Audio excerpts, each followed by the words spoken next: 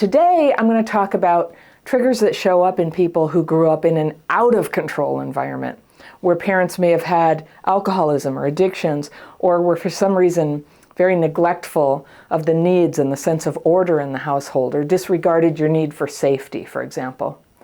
Now, how do I know all this? I grew up like that. That's the kind of household I come from. I come from a family where about half the members have a very active addiction, if they're still alive, and all the bad stuff that goes along with addiction and alcoholism. That's what my home was like when I was little. Now, things were totally out of control. It was a mess. There wasn't always food. There was violence sometimes.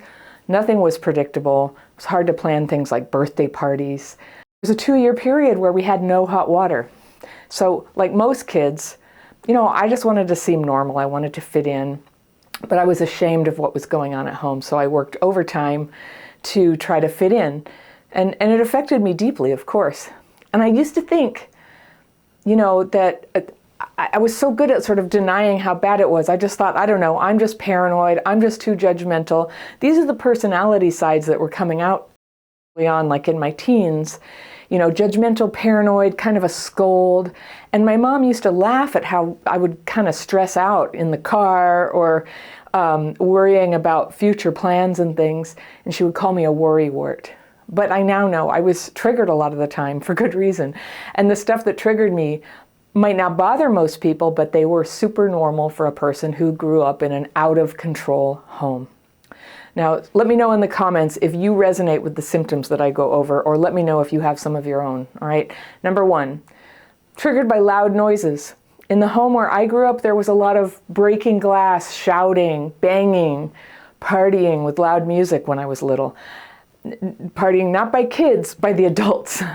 And I lived part of my childhood in a commune, and it was very, very out of control. In adulthood, especially in my 20s, before I had begun healing my trauma, I was really panicked by the feeling that, everything's getting crazy. I don't know, there's clothes coming off, things are getting loud. When I heard any noises like this, breaking glass used to make me practically fall down in a panic attack. It was so triggering. Angry voices, certain like hard rock music from the early 70s, I still don't want to hear it. It still just kind of brings back that yucky feeling like everything's just going to a very bad place. Second trigger, getting your sleep disturbed. When you're a kid in an out-of-control household, you end up going to bed way past bedtime because no one's paying attention. You could be on the sofa at a party or sleeping in a corner, and someone trips on you or sits on you, and that used to happen. And this is also how so many kids end up getting inappropriately touched. And to this day, when I get abruptly awakened in the night, that I feel it's not just a surprise, it's a feeling of being ready to fight. And luckily for my husband, this trigger has calmed a lot to the right size. Triggers that come up in your sleep are pretty hard to change. It's not like you're conscious. And I personally, it's when I wake up in the morning when I'm the most vulnerable to emotional flashbacks. But that thing where I get woken up in the middle of the night, I'm like, that's really calmed down. You need a little vigilance while you sleep, of course, but not like you did when you were a 6-year-old in an out-of-control household. All right, the third trigger common for people from that kind of home follows the first two, and it's just being around people who are high or drunk. I'm totally fine up to a certain point. I can't even tell you where it is exactly when people are intoxicated. It's up to a certain point, I'm like, that's fine. It's not like I'm a teetotaler, but there's a certain sound in the voice of someone who is losing their composure on substances. There's a smell they give off that I'm really tuned into. It comes off on their breath. It's a sick smell that lingers in the bathroom after they pee, which I think is associated with a strain from all the alcohol on the kidneys. My mom had that.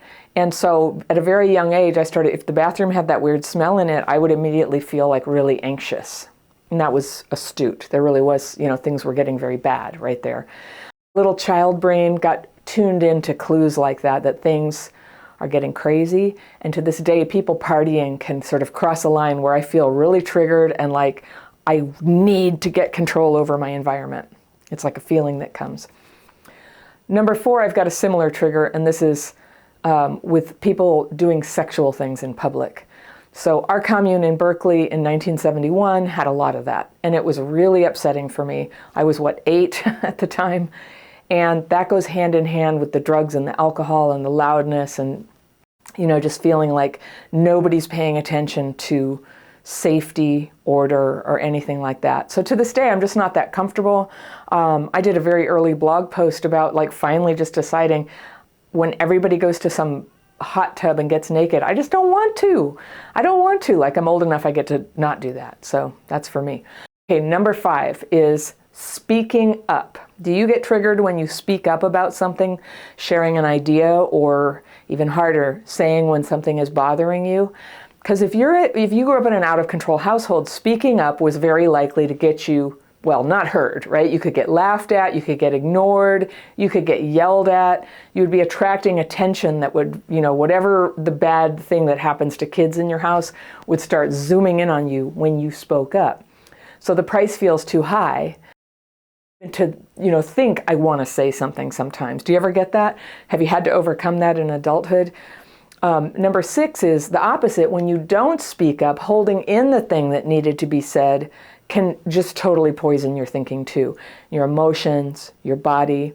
Sharing your feelings and stating what you like or don't like, or expressing your needs, or setting a boundary, or just normal parts. That's just normal. It's part of being in a family or a relationship. So if it wasn't safe for you to do that, you may have developed a habit of either hiding how you feel or distorting how you feel so it would come out some way that you thought would be acceptable. But of course, even if they listened to you, you wouldn't get what you needed because it wasn't what you needed.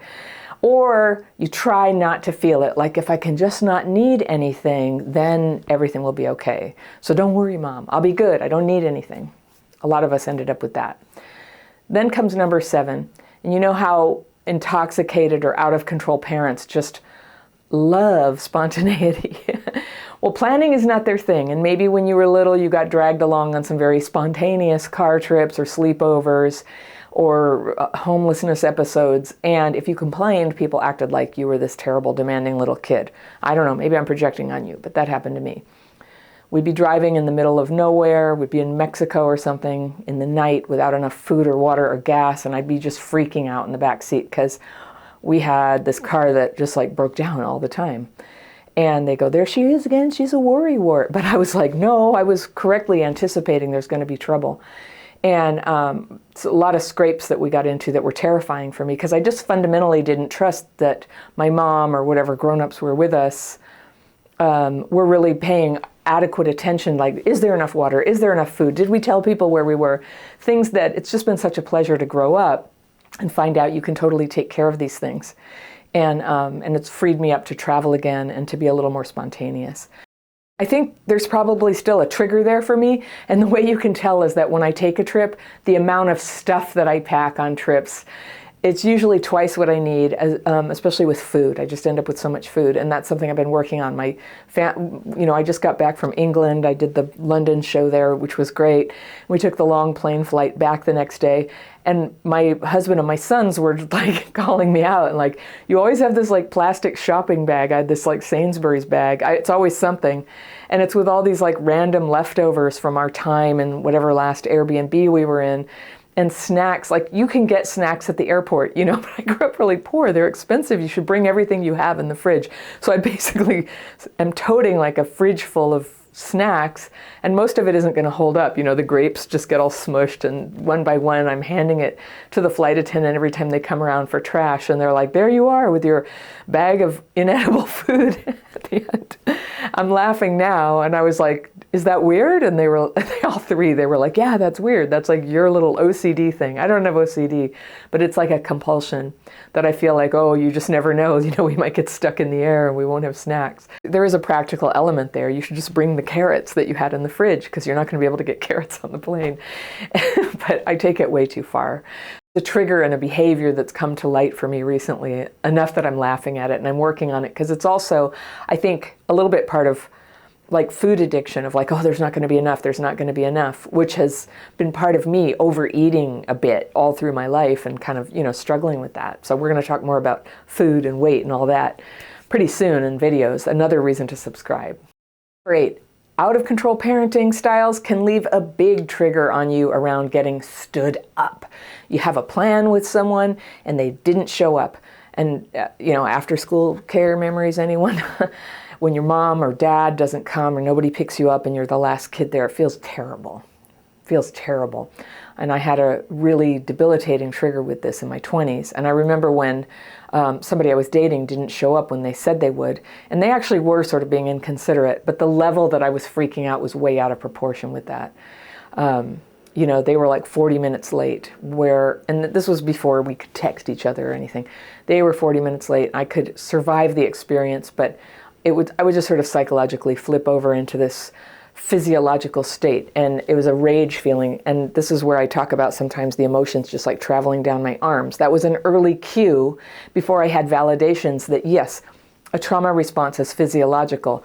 I could just feel it going through my body, and I think, oh no, I'm just kind of going into that state where I'm not going to be pleasant the rest of this day no matter what. Like, no matter how much I tell myself, oh, it's a good explanation of why he was so late, or, I shouldn't get so upset about this. There was no turning back. There was no turning back, and I would just sort of be like this little, hedgehog with rabies, it's like waiting to bite. Couldn't get through it. So that is so much what my CPTSD was like for me. But now I know, yeah, it's a trigger. It's normal that I was triggered like that. It would bring up a feeling of just total loss, despair, panic. It went along with a pattern in my CPTSD behavior where I was choosing people who were going to stand me up too, which is what a lot of my videos are about, is how to choose better and then how to deal with the ups and downs of a relationship better too. Those two things together make a huge difference.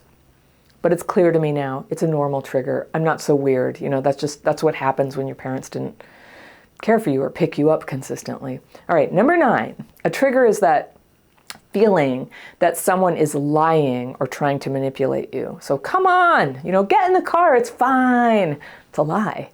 Or eat the food that has mayonnaise on it that's been sitting out for 20 hours. Stop being so picky. That's a lie. Or you're upset, my God, everything with you has to be this big Greek tragedy. And yeah, I got told that. It's not a Greek tragedy. I was very upset about something that was happening, but I was manipulated into believing that the problem wasn't what was upsetting me, it was that I was feeling upset. And boy, does that carry on in your life and show up as what we call around here crap fit, right? Where you fit yourself to crappy behavior and crappy people and always blame yourself and see if you can just handle it better. Okay, trigger number 10, not doing anything. Just being idle. This is a big thing for grown-up children of alcoholics. It's pretty common. It's stressful not to be busy because, the feelings are always lurking on the edges of the day. And if you give up control and all that suppressed, anxiety, you just don't know what's going to come in and get you. And it's how a lot of us survived. Part of healing is making peace with both downtime and being able to take it easy and uptime where you need to step up and be productive. You got to do both. And this swing between I can't do anything to I can't stop doing things have a lot to do with vagus nerve activity, the sympathetic and parasympathetic systems. If one dominates or the other dominates, you can get very overactive or sluggish. So healing your CPTSD helps bring you to the middle of that, where you can be both calm, take it easy, step up, be active in a good ratio. All right, number 11, the 11th trigger, arguing in public. Whether you're hearing it or doing it, it is absolutely horrible in my experience. Just so much shame, so much shame. Or been in the car with someone who demands that you stop the car so they can get out right now in the middle of nowhere. I've seen that, but also I've been the person who wants to get out of the car. And it's a level of drama I hope to never go back to again in my life. But that's how intense the CPTSD symptom and the need to get away from the conflict can be, or to get out of the public arguing. And I teach techniques that you can use whether you're in the car, about to get in the car, or over on the side of the road when the car sped off because you insisted on getting out. I have the techniques that can help bring you back to center so that you can figure out what to do in a better way. And if you want to see that, that is my free daily practice course. It's down in the description section under this video and every video I make. I hope you come take it. If you take that free course, you can learn and try it in less than an hour. But the lovely thing is I'll then send you emails and invite you to free Zoom calls with me. And we use the techniques together. A bunch of people come on the call each time, twice a month. And then you can ask me questions. You can actually talk to me directly about how it's going for you with the practice. So that's a good thing to try. All right, number 12, being in the car with somebody else driving. Yes, just driving, regular driving. Driving erratically is definitely a trigger, but just being there where you can't control the brake pedal, if you grew up with out of control parents, that can be a huge trigger. So have you ever had this where you're like one of your legs is really tired from being a passenger in the front seat and stamping on a phantom brake pedal? This is a classic metaphor for trying to gain control over an out of control situation. And of course, you have no control at all over a car that somebody else is driving unless you get out of the car, out of that relationship, or out of that phase in your life where CPTSD has you attached to people who scare you in the car at all. So, number 13, big trigger, birthdays and holidays, special occasions. Talk about a Greek tragedy. That's where my emotions come up. You're all grown up. But will the people in your life remember? Will they care? Will it be enough? I'm laughing at myself because I've just been through this so much. And finally, I have healing to the point that I can enjoy special occasions and extra enjoy it if people remember and do something nice for me. But I can just enjoy it because it's a special day to me. And this is kind of connected to the 14th trigger, which is times when you're supposed to get accolades, right? Congratulations, compliments. Take a bow. It's so triggering for some of us because, again, it attracts attention. And so many times have you been let down when, you were in a school play and all the other kids got, their parents brought bouquets or something and your parents forgot to come, or they came but they didn't bring the thing, or they just weren't in touch. And these can be small things or they can be big things. But that's definitely been a trigger in the past for me, and it's this weird kind of tension between fearing that you're a victim who isn't going to get enough, and then that you're getting too much attention and you're getting too much. It's just like it can't really hit the right spot. You're sort of not having the experience authentically. It's just tripping about like, how's everybody handling this? It's okay. That's a really normal way to be wounded after people did that. Their level of attention on you wasn't consistent. So far, my healing has allowed me to get a round of applause or somebody, gets a profuse thank you from somebody, and I can just be glad and smile. Or I can not get applause and not really trip about it. It's so freeing to be just neutral and along for the ride of my life. And finally, one of the strongest triggers for people who grew up in out-of-control households where they got so little help is in adulthood when you have to ask for help. It feels so shaky and risky and shameful and hard to define. Like, what do I even say? What do I even need? Like, we have so little practice, like putting that thought together. And I just often feel like a wobbly little lamp, that's about to come unscrewed from the base, and you have to keep propping it up. So can you actually ask? Is it too much to ask? Should you be able to handle this yourself? Could you, if you pushed yourself, handle it yourself?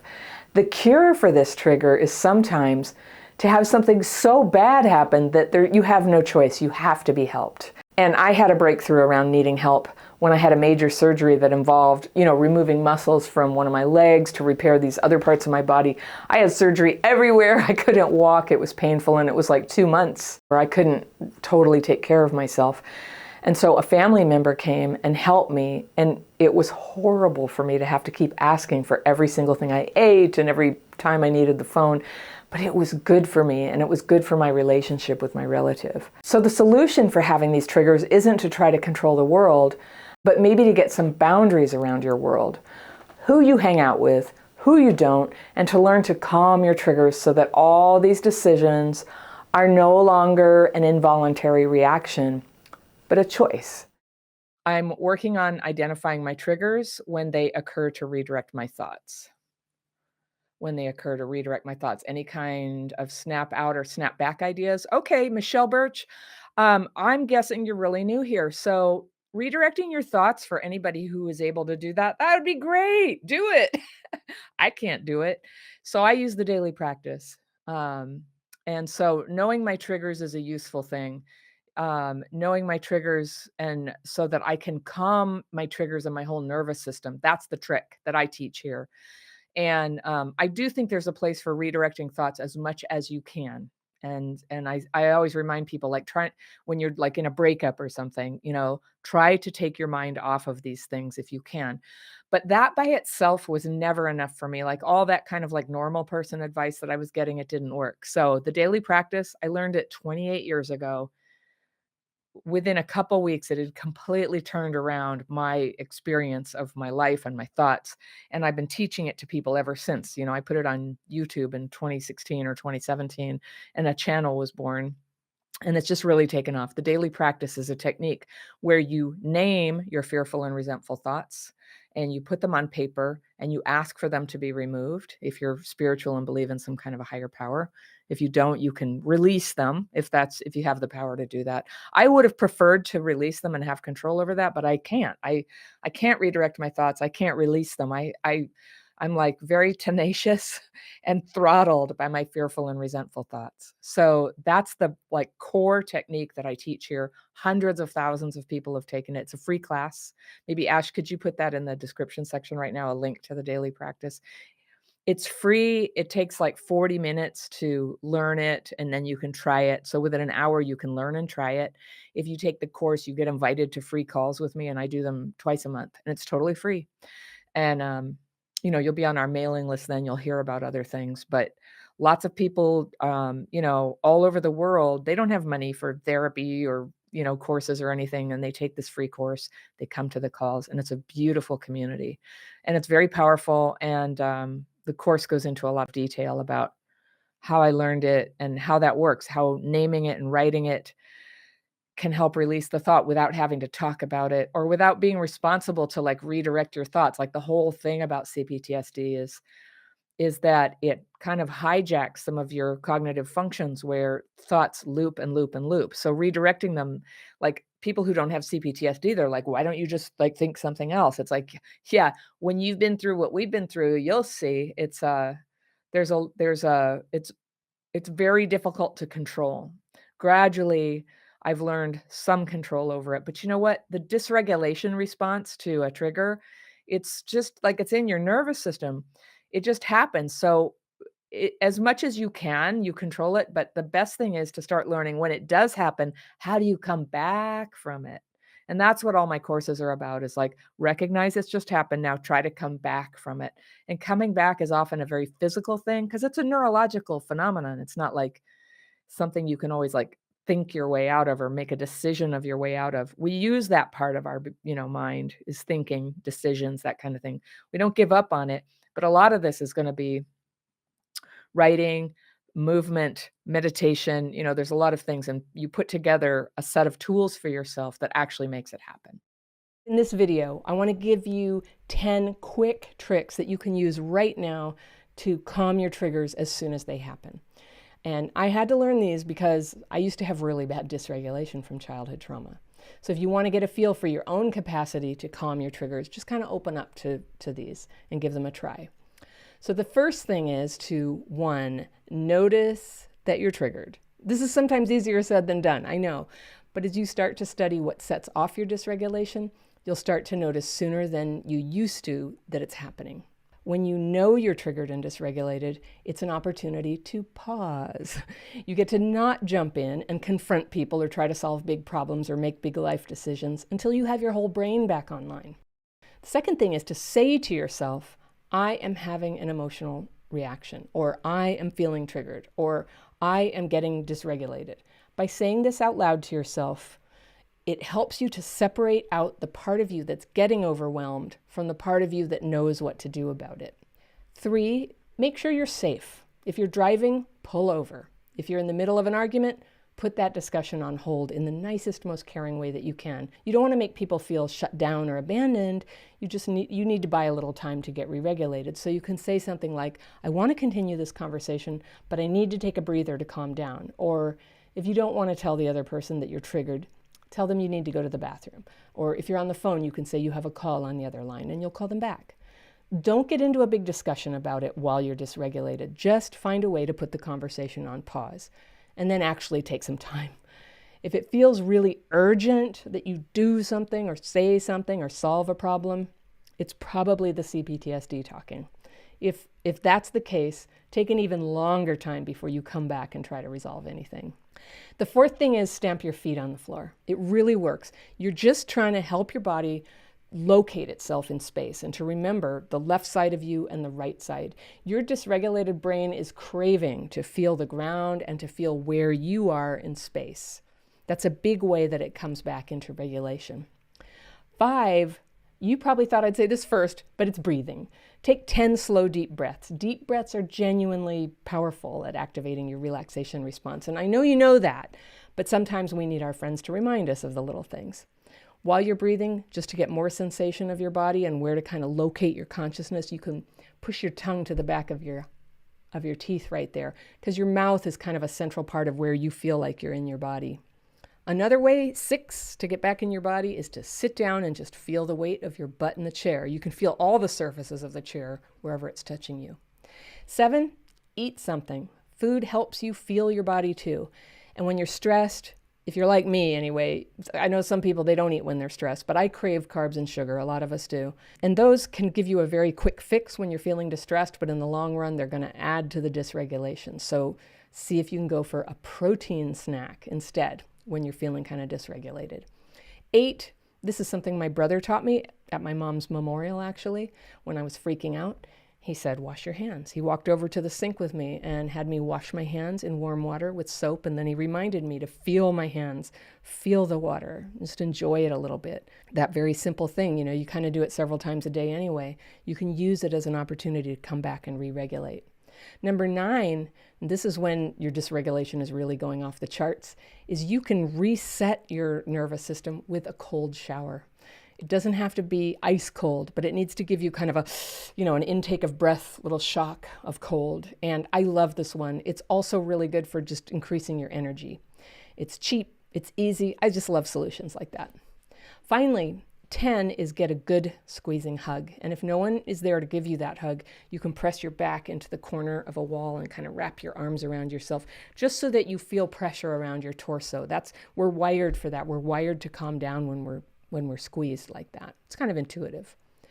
Now you can use these techniques whether it's a big emotional trigger that set you off or just a little thing. You got a parking ticket or someone was rude to you, or you have to get on a Zoom call and talk and you feel nervous about it.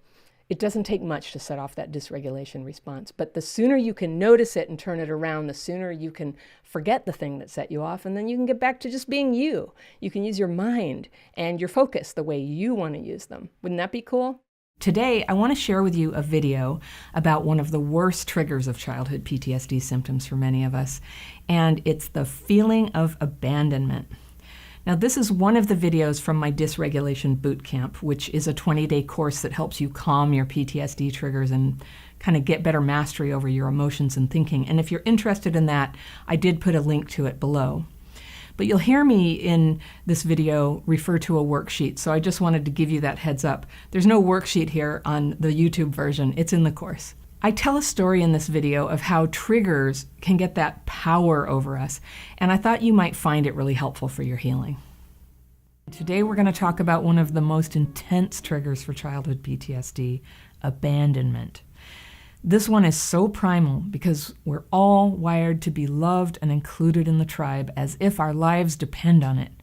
Because in any situation before the last, 100 years or so, our lives did depend on it. We need our parents when we're born, and we need dependable people connected to us throughout our lives. So just about everyone, and I know this because I've taught so many people to write their fears each day, and I've heard the things that come up for everyone. Being left by the tribe is a core fear. It comes out as fear of ending up alone and homeless and dying alone. And the fear isn't irrational, really. It's a standard feature of being a Homo sapien. But for those of us with childhood PTSD, it can go way out of proportion to the situation, to the point of being crippling, and it can make us seem really unreasonable. In my childhood, my mother would leave the family for a month at a time, starting when I was a month old.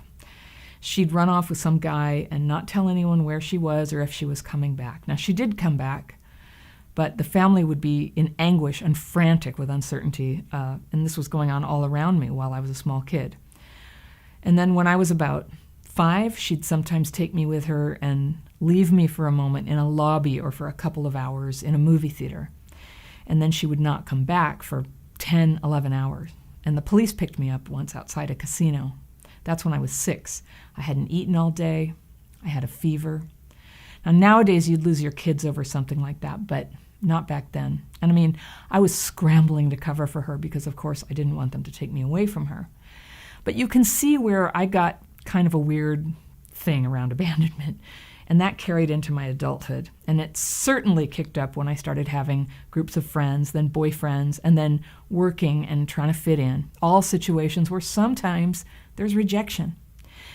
And before I learned to stay regulated, any rejection, I'll tell you what it felt like. It was as if I'd been injected with a toxic chemical.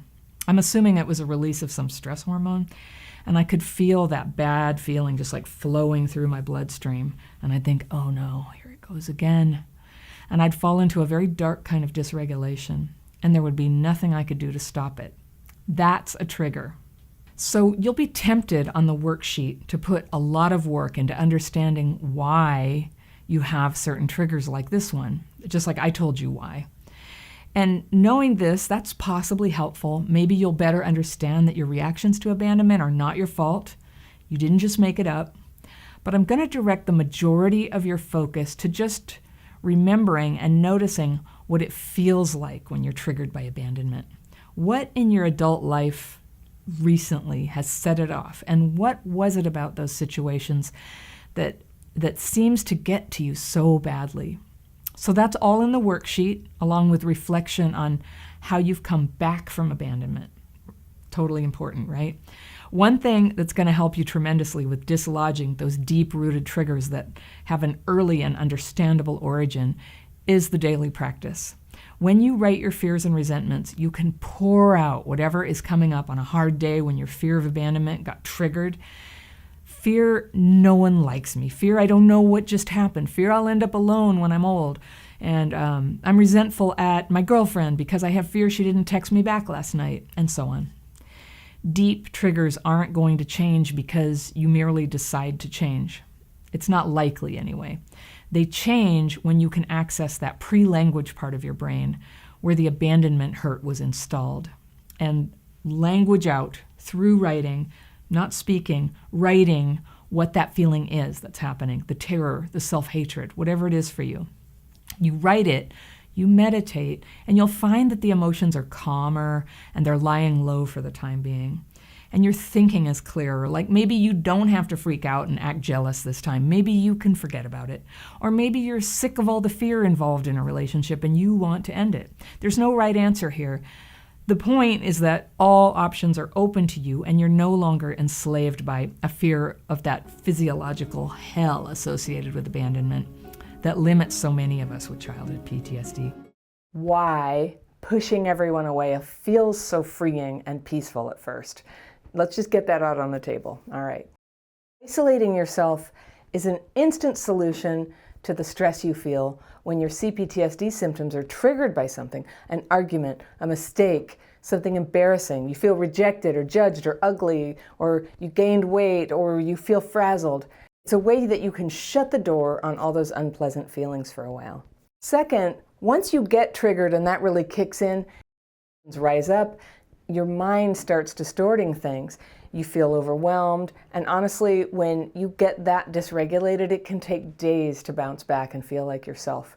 There's a huge temptation to just avoid the triggers altogether, covert avoidance. And those are strategies that you can keep looking good, like you're connecting with everybody, but you're just keeping your relationships as hollow as possible.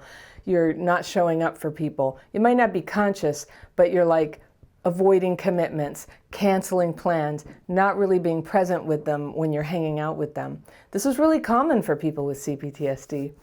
Yourself out there when you're a covert avoider, it just feels like it's going to be exhausting, right? It feels like it's going to be just like a marathon that never ends. So you avoid. It's very tempting. Way, if you feel that childhood trauma has affected your ability to connect and feel comfortable with people, I have a quiz that you can take to check if you have the common symptoms of that. There's a link to that download right down in the description section below this video. It's called the Connection Quiz, and you might want to check that out. All right. The reason why isolating is so tempting is that social situations stress you out, and it's just so easy to cancel. If you're a little bit avoidant, I'll bet that you've told every story in the book to get out of plans. Just tell them you're sick, tell them you have to work, and they say, okay. Now you don't have to deal with all those people. And it feels really good at first. It feels empowering to have that control over your time, even though you kind of got it dishonestly. It feels good to give yourself that space. Probably you were very hungry to have a little space and a little control over your time. But it's come to this where you're isolating in order to get it. So the fourth way that isolating can be so tempting is what's happening when you're avoiding everything is you're telling yourself that this is only temporary. You just need a rest. You just don't like this one person. You just need a little bit of self-care time. Self-care, doesn't it? It's like a little spa for one with Netflix and DoorDash. Feels like you're doing something good for yourself, but really, how does it feel? How does it feel after you've done it a couple days in a row, or a couple weeks, or a couple years? If you do it enough times, there's a dread feeling that is really hard to push down. I know I've done it.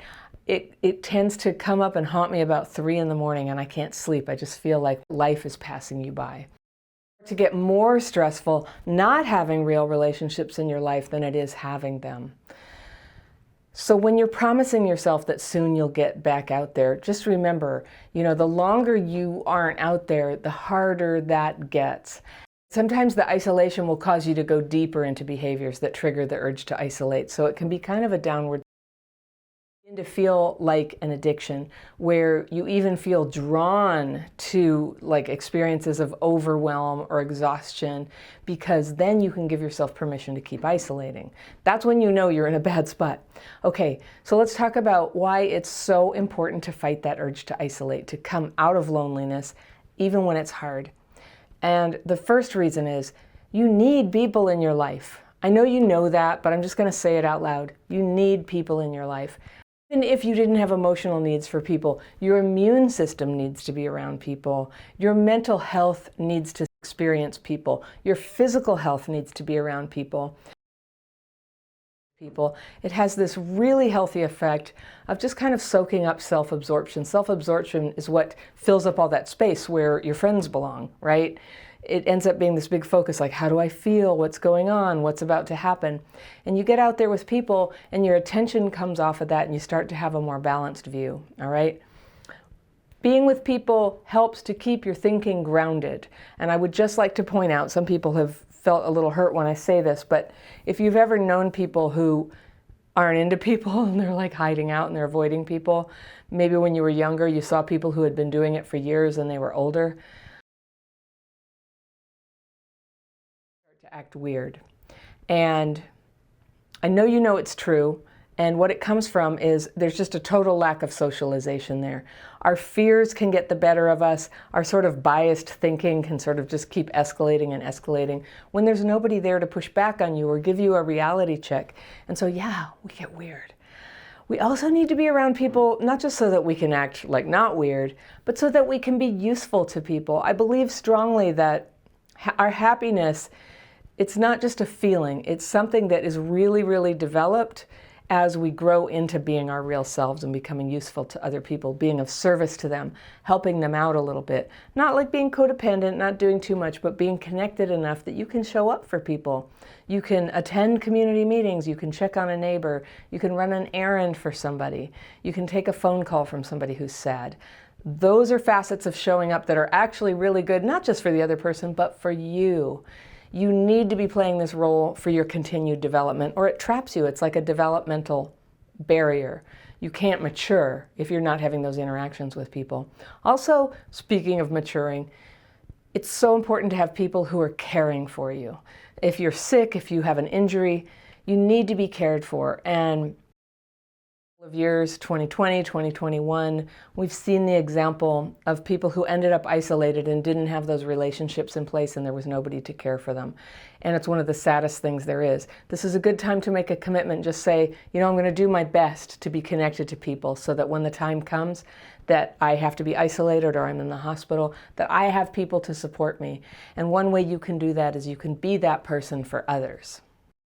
Important reason that you need to be connected to others is that you have gifts to bring to the world.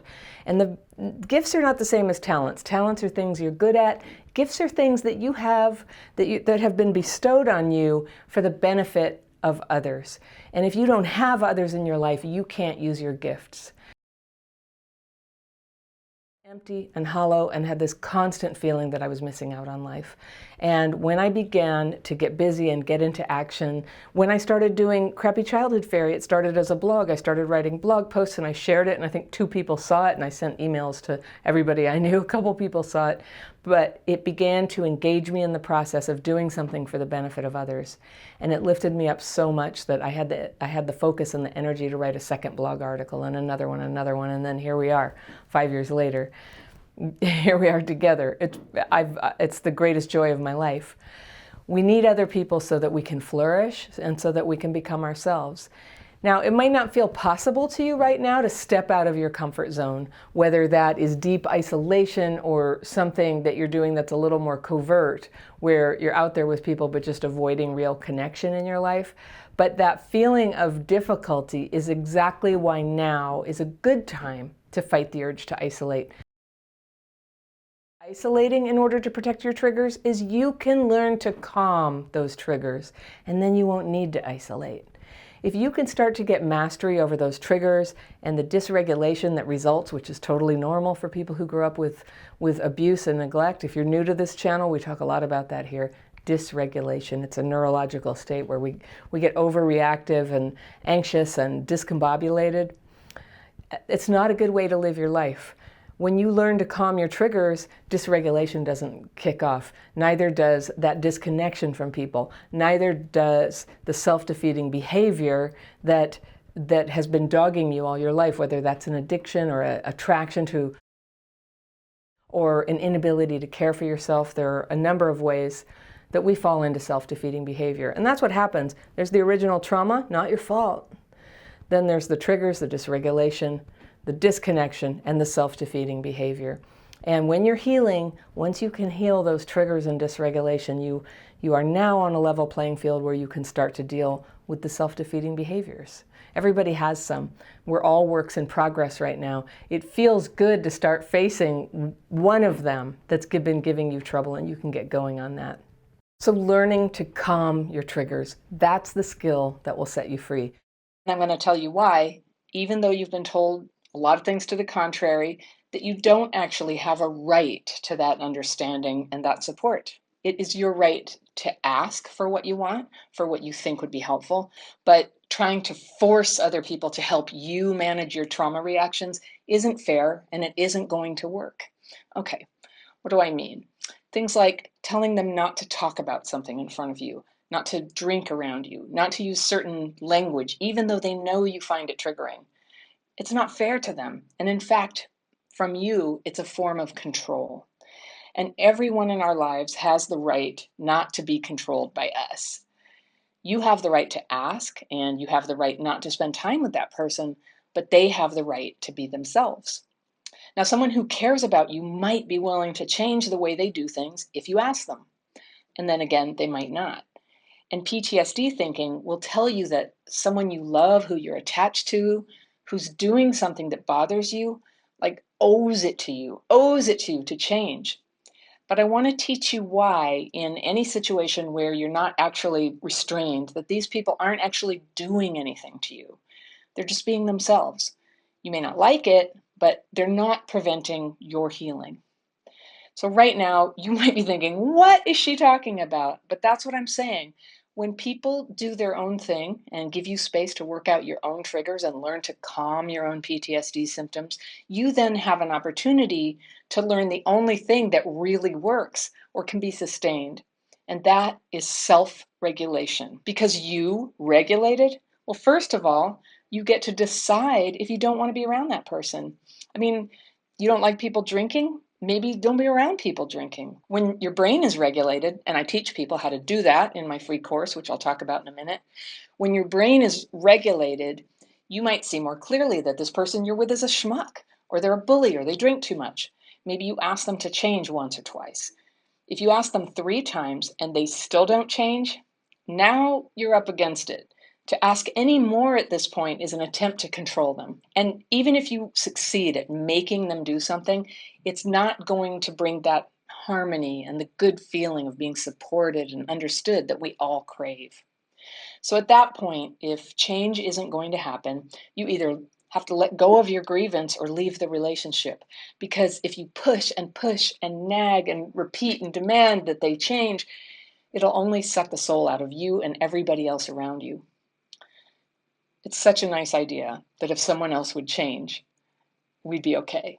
But even when you get someone to strike that bargain with you, to try to fix you by being what you want, you only put your CPTSD into like a hermetically sealed chamber. What prompts our healing is actually friction, pain. People do their thing around us and we get triggered. It's impossible to control or avoid.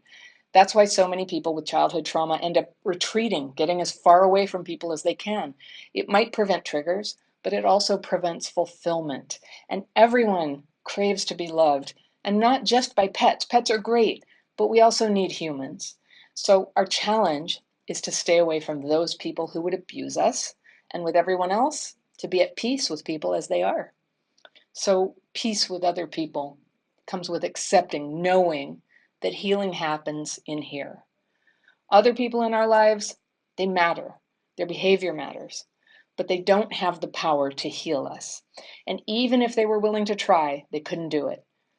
They can potentially provide a calm, safe environment. Not everyone can do that, but they might. And they can encourage us when we're freaked out to get out our tools and deal with the disturbance within. Now, for me, the tools are pen and paper, and I'll get to that. But you'll be amazed when you learn to regulate your trauma symptoms, the overreactions, the unreasonableness, the demands we put on other people, because it just seems like all that's needed is for them to change something about themselves. You'll be amazed how much easier it is for other people to love you and be close to you. If you've ever tried to love a traumatized person, you know what I mean. You want to help the other person and you don't want to see them suffer, but no matter what you do, the trauma-driven thinking and behavior that you're showing you, it's just like going round and round and you can't get through to them. So yes, love helps. But when someone with complex PTSD gets into that looping, scared, angry, sad thing that we get into, they can't respond. They can't receive love. There may have been a moment when just a little hug would have done the trick, but that moment is past. And this is where 2 people can fall into a vicious spiral where everything you say just makes it worse and worse. And then you process, and it goes on and on until both people are just too emotionally exhausted to even put their thoughts into words. So what do you do? When you're in that place where you want to make a demand on someone, it usually means it's time to do what I call stop and drop. Stop the action that's escalating conflict, usually talking, and drop into a chair where you can start writing your fears and resentments. That's the special technique that I keep referring to, and I will share that with you. But when you get relief from the fearful and resentful thoughts, things get clearer. The fire burns off, and the truth is just sitting there like cool to the touch.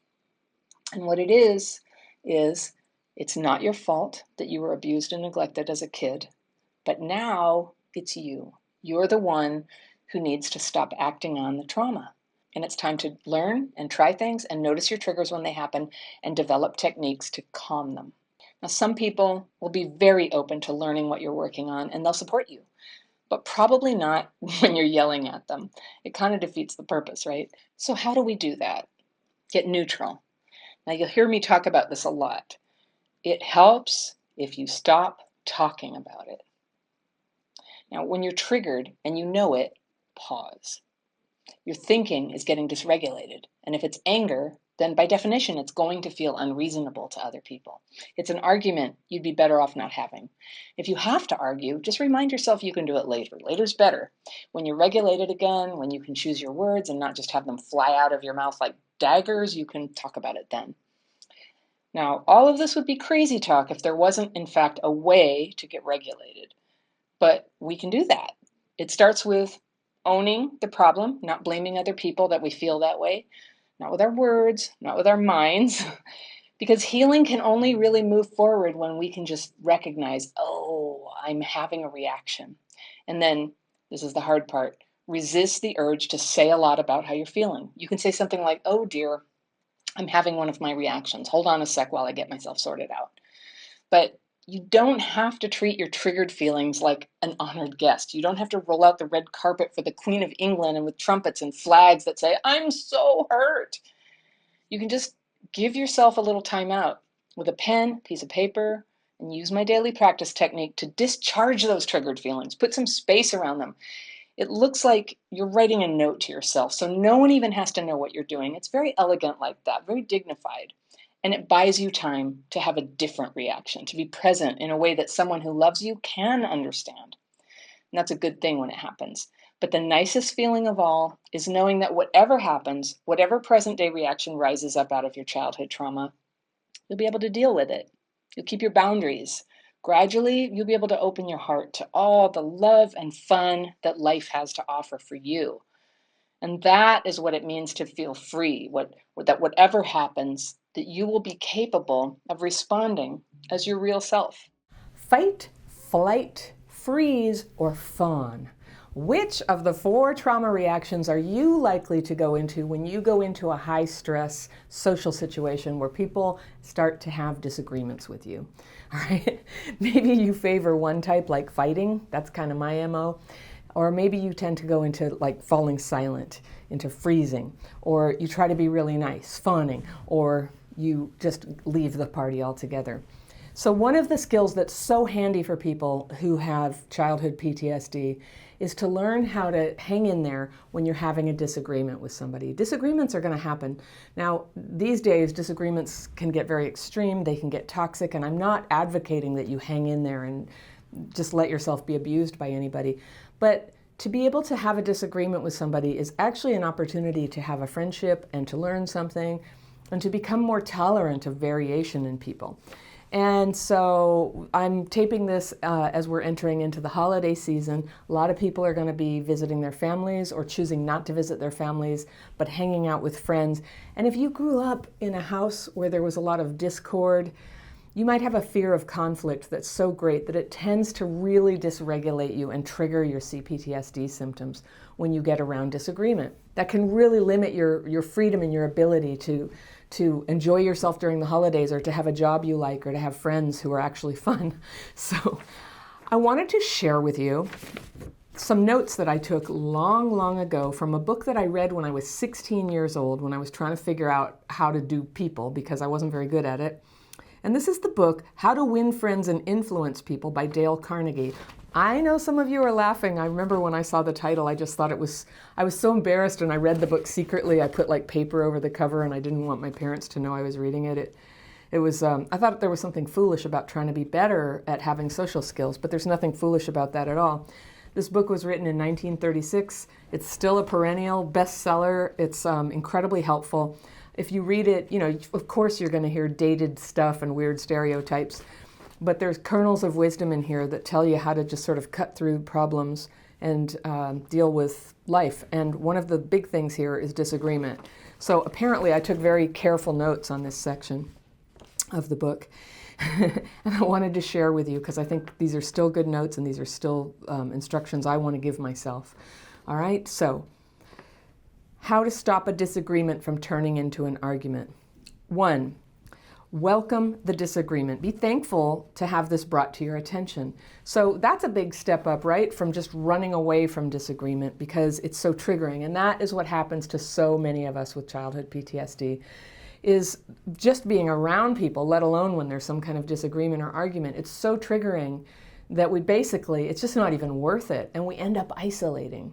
So getting out there and hanging out and going to the wedding or going to have coffee with a friend or, spending Thanksgiving with some relatives, all of that is good progress towards you reconnecting and learning to calm your triggers.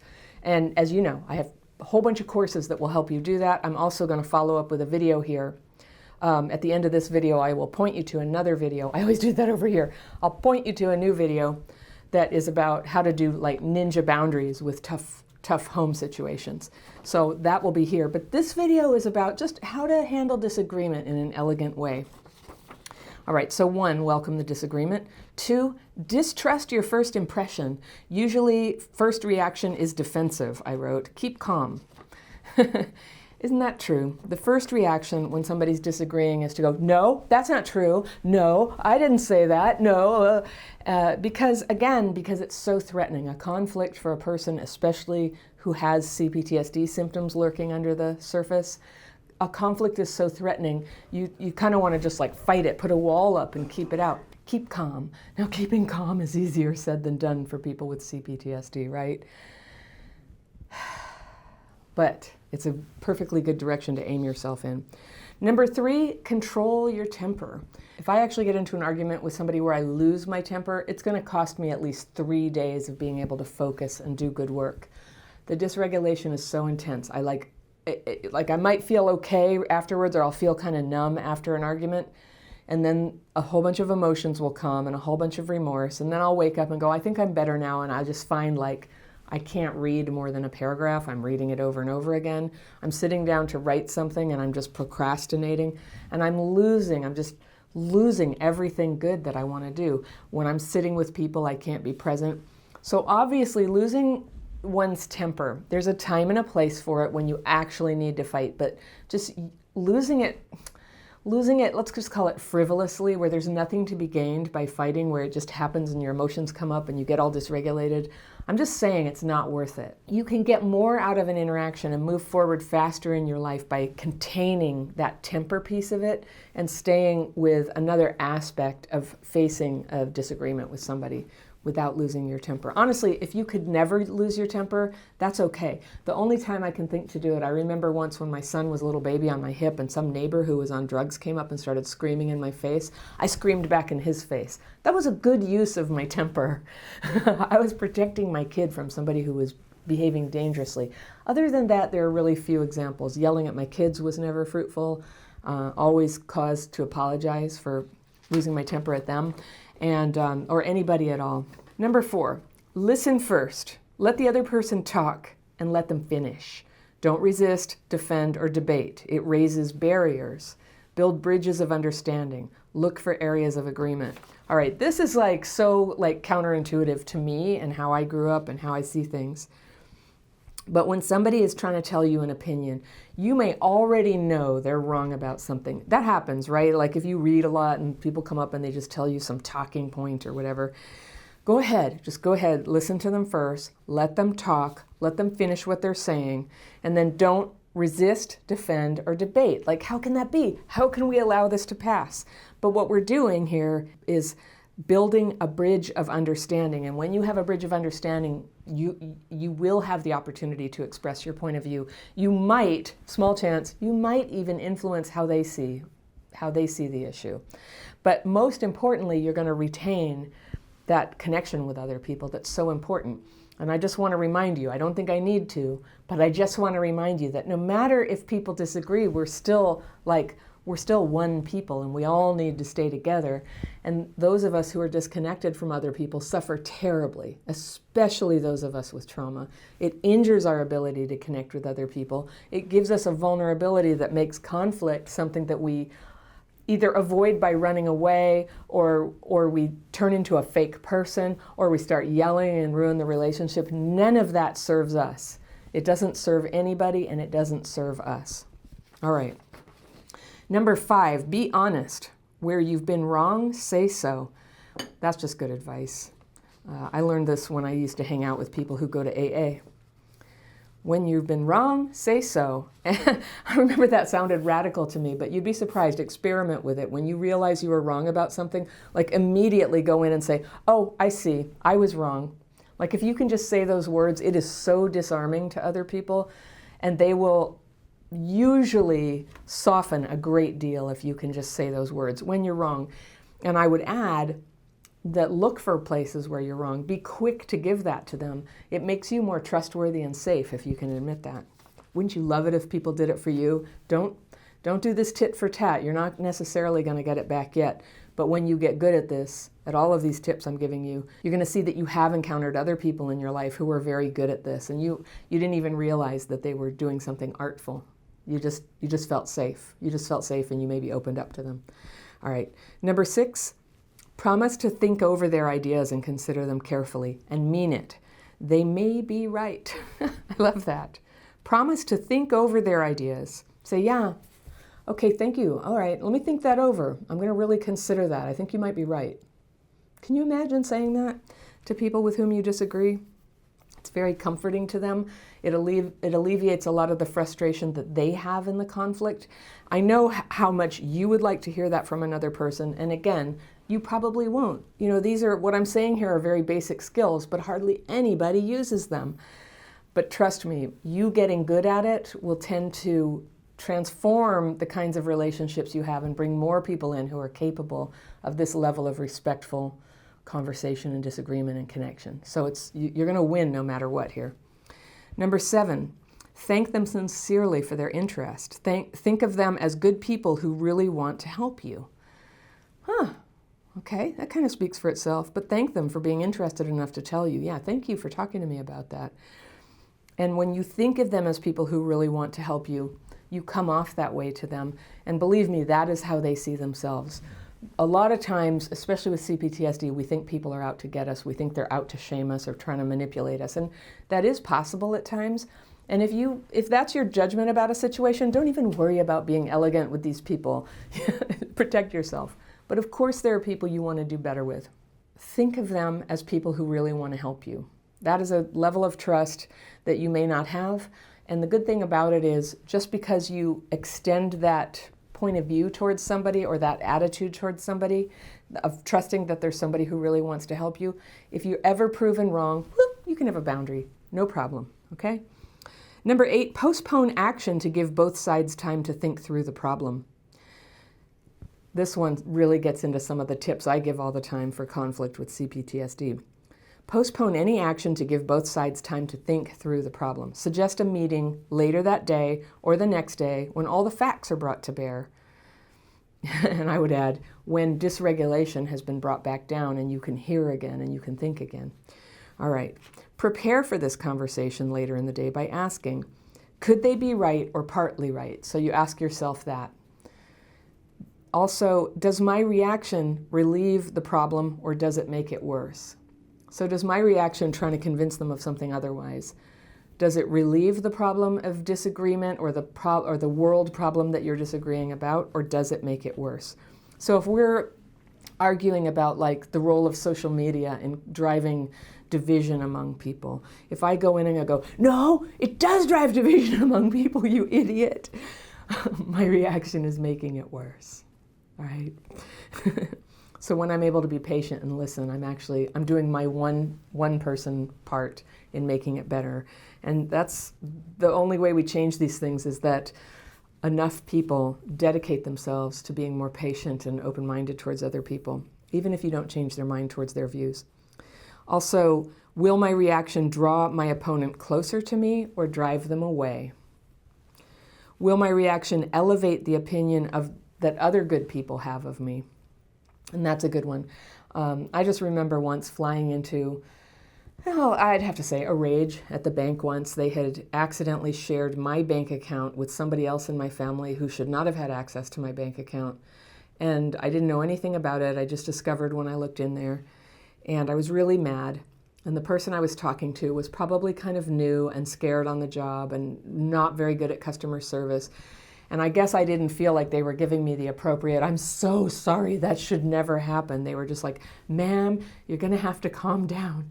And if you've ever been told, ma'am, you have to calm down, you kind of know it can be very triggering to hear that. It can feel like a total invalidation of what you need.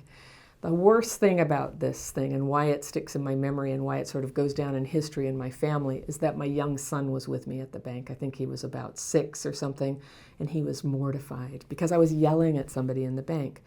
So my 6-year-old son had a good opinion of me, and when he saw me lose my temper with a bank teller, his good opinion of me was hurt. And that was devastating to me and so not worth it.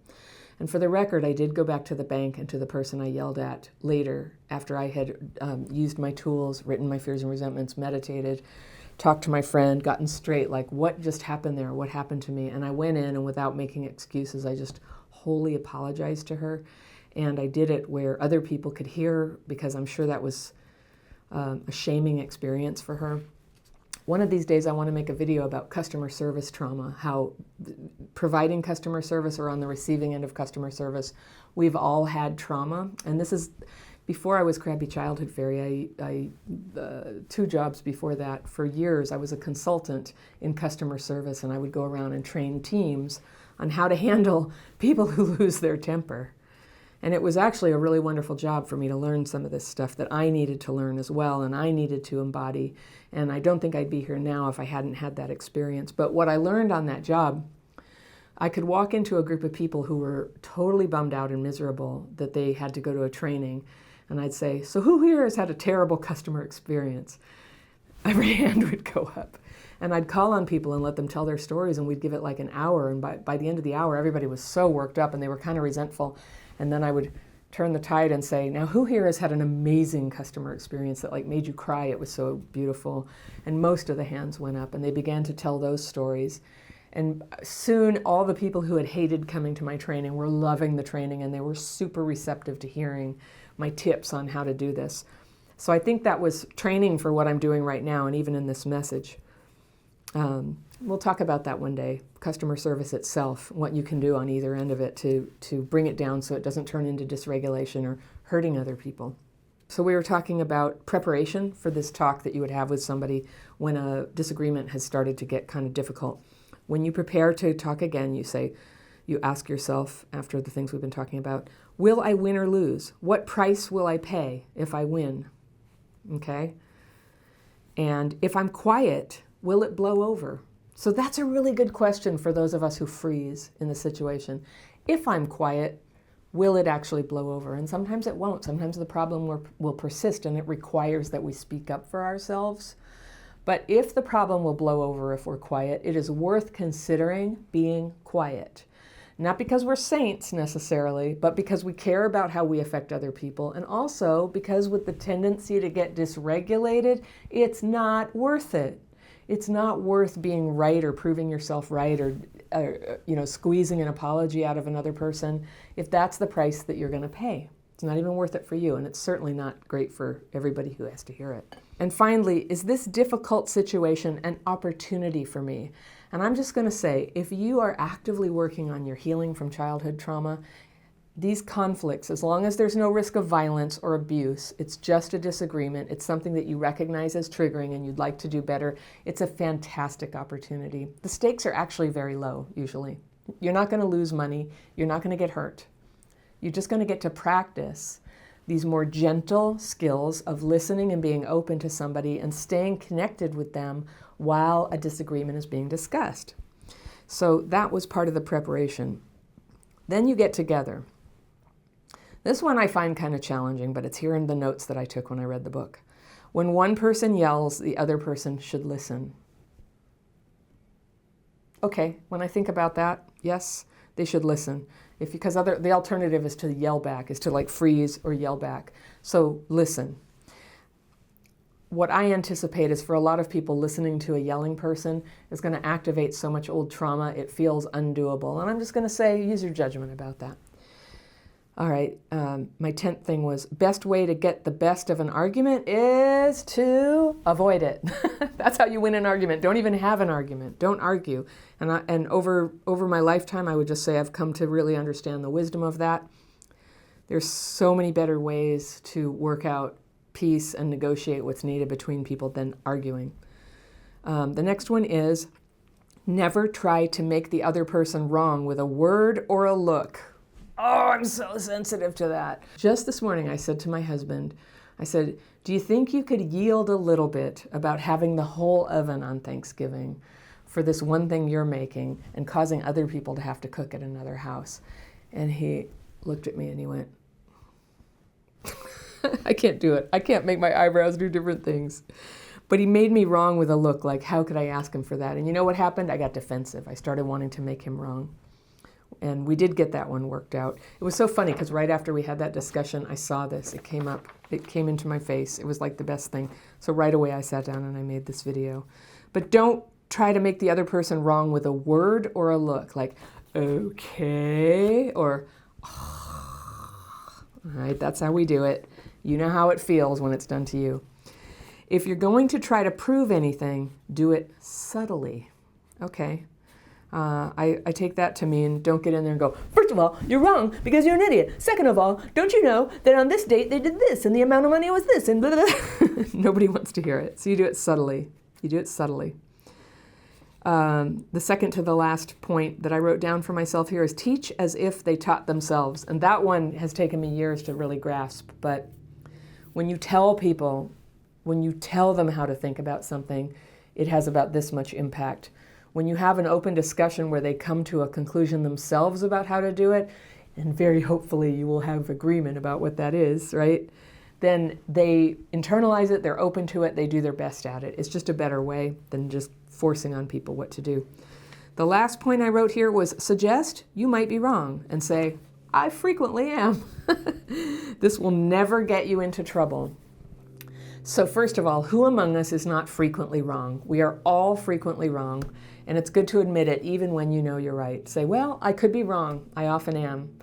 And that is a way that you create an opening and a humility that helps people bring their wall down and stay connected with you and keep talking to you about their point of view, and you still have the chance to learn.